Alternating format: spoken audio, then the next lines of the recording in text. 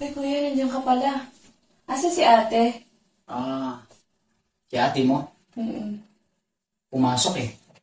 Pumasok ba? Sige, maliligo muna ako. Sige.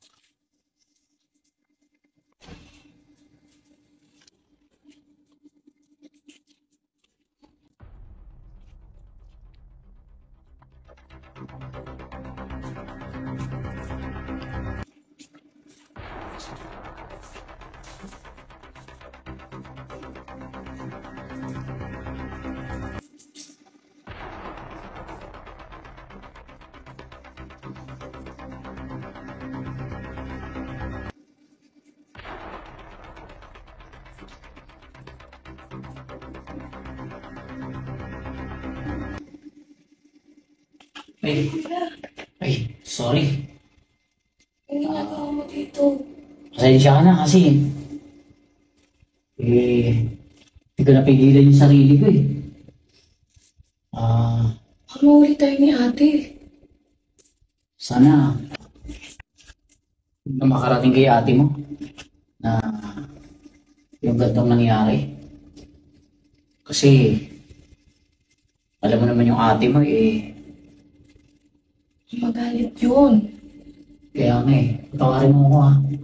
Hindi ko kasi mapigilan yung sarili ko eh. Ang lakas kasi ng dating mo sa akin. Kaya Ano ba gusto mong mangyari ngayon? nahihiya akong sabihin eh. Alam mo kasi, minsan ko lang maramdaman tong ganito eh.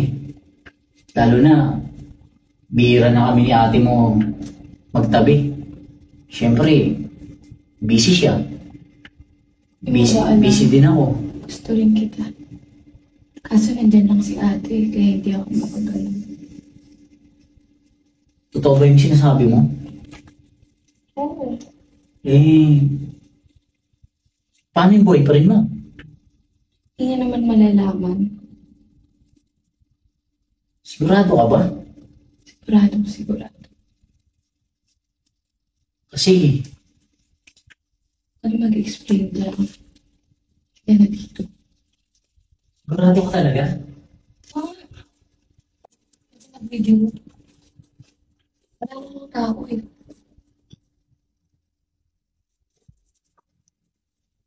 Sigurado ka?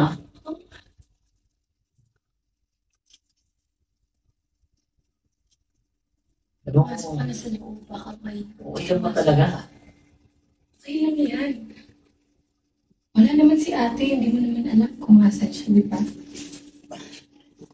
Ang totoo niyan na malingki yung ate mo eh. Bilisan mo, baka dumating na si ate.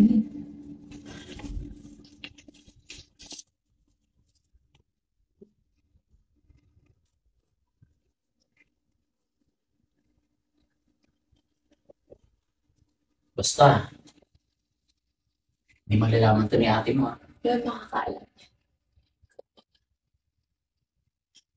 Sige na. Ang galing mo, ang sarap-sarap mo. Wala makakaalam nito ah. Kahit boyfriend ko. Hindi naman alam. Sige. Sa ulitin ah.